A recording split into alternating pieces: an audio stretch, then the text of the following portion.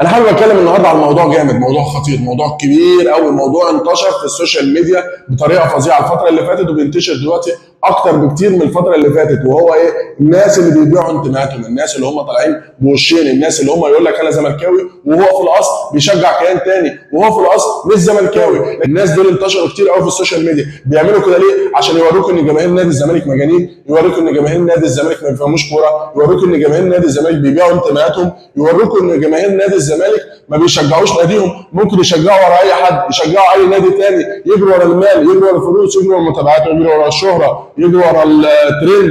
لا، يجروا كمان ان هم ايه؟ يضحكوا جماهير الاهلي ويفرحوا جماهير الاهلي، ويقعد يقول لك بص الزملكاوي بيقول ايه؟ بص الزملكاوي بيشوف ايه؟ الناس دي انتشرت كتير قوي، الناس دي انا هحاربها الفتره اللي جايه، الناس دي انا هقعد اتكلم عليهم كتير قوي الفتره اللي جايه. كل واحد هيطلع ينتمي لنادي الزمالك ويتكلم باسم نادي الزمالك وجماهير نادي الزمالك، وهو في الاصل بيشجع كيان تاني، ويقعد يقل من نادي الزمالك ويقل من جماهير نادي الزمالك. انا مش هسكت له. انا كعمر شيتوس في برنامج الكوره مع شيتوس مش هسكت.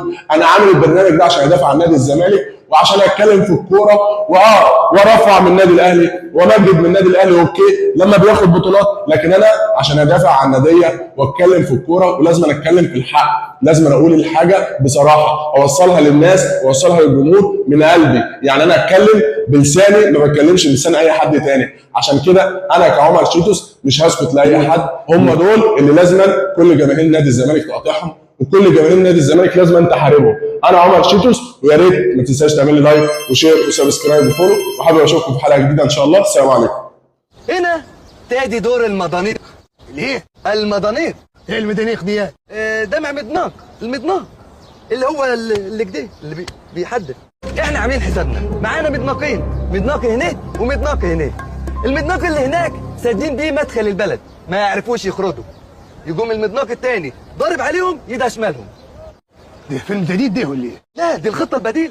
اول لما يجوا يهربوا رجاله البلد كلهم هيبقوا واقفين هناك، يشدوا الشبكه، نزنقوهم في النص، ودي المدناق اللي هنيه والمدناق اللي هنيه، والجول المولوتوفيه والاسهم والسلاح والرجاله، هنصيدهم كيف الزرازير.